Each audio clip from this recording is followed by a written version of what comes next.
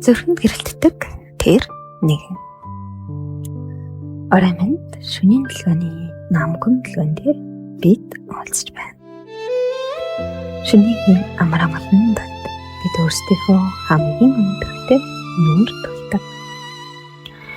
Заримдаа бид хэн нэгний зөвхөн үзэсгэлэнтэй төрхөнд биш, харин түүний амьдралыг үзэх ухаалаг үзэл, бусдыг хүндлэх тэрл хүмүүжил, ямар ч өндөр уулын орвилд гарахаас буцгүй зэрэгтэйд нь нууцхан татагддаг.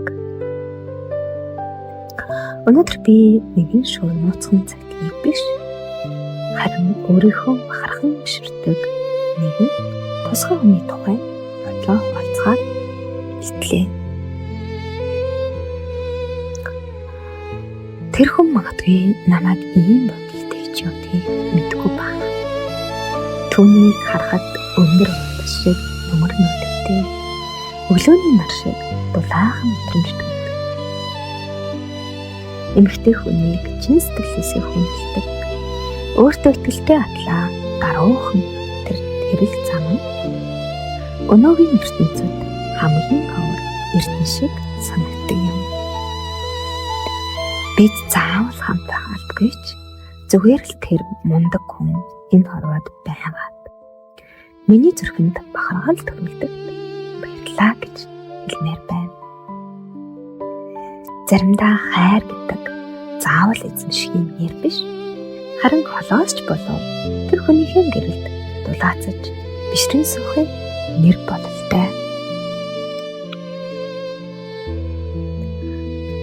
Та бүхний зүрхэнд ч бас ийм бахархал төрүүлдэг, харцаар биш зүрхээрээ хайрладаг хүн бий юу?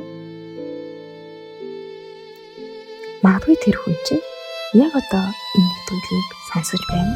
Чи юу гэж хэлэх байсан бэ?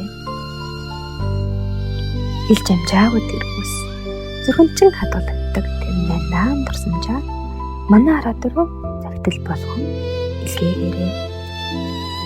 Бид таны юмнаас тэр хөөсийг шөнийн дэлгөөнөөр дамжуулж өгөхөд бэлэн байна.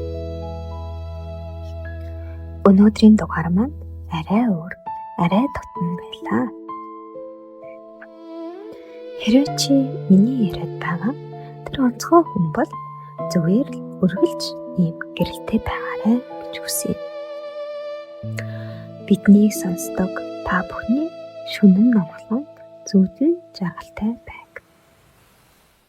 Шөнийн дэлгөөн үргэлж таны зүрхэнд цураадах болно. Маргаашийн өрийгөө илүү дотор хүртаарай.